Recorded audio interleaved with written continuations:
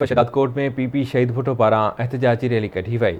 शाहिद ऐवान की रिपोर्ट। शहीद भुट्टो के सॾ ते मुल्क अंदर वधंदड़ महांगाई और बेरोज़गारी खिलाफ़ एहतजाजी रैली कढी कोटू मोटू चौक ते धरणो हयो आहे। उन हवाले सां शरीक माण्हुनि सां ॻाल्हि ॿोल कंदासीं त उन्हनि जो छा चवणु आहे। मुल्क में एडी बेरोज़गारी महांगा असां कॾहिं ॾिठी न आहे जेकी हिन दौर में थी वई आहे। मज़दूर जेकॾहिं 500 रुपया कमाए थो त अॼुकल्ह जेकॾहिं सब्ज़ी वठे थो त बि 1000 रुपयनि जी थियनि थियूं।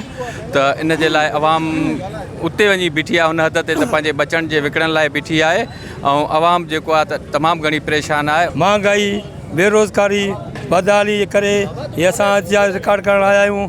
एॾी महांगा पा इहो महांगा बि असां पंहिंजे ज़िंदगी में ॾिठो ई कोन्हे।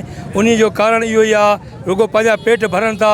4 आना महांगा बि थिए थो, अथरादू 5 रुपया ॿिया महांगा बि कनि था।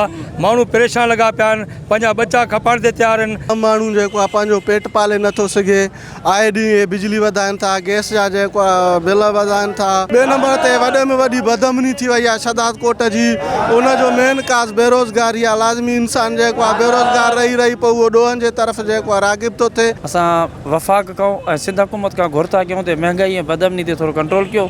ग़रीब माण्हू वॾो परेशान आहे, जेको सुबुह जो टाइम निकिरे थो शाम ताईं हुनखे बेरोज़गारी थी मिले।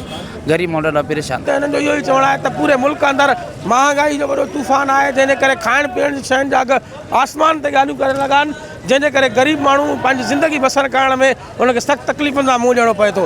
हिननि मुतालबो कंदे चयो आहे त खाइण पीअण जे अघनि समेत पेट्रोल जे अघनि जे लाइ ग़रीब माण्हुनि खे रिलीफ ॾिनो वञे।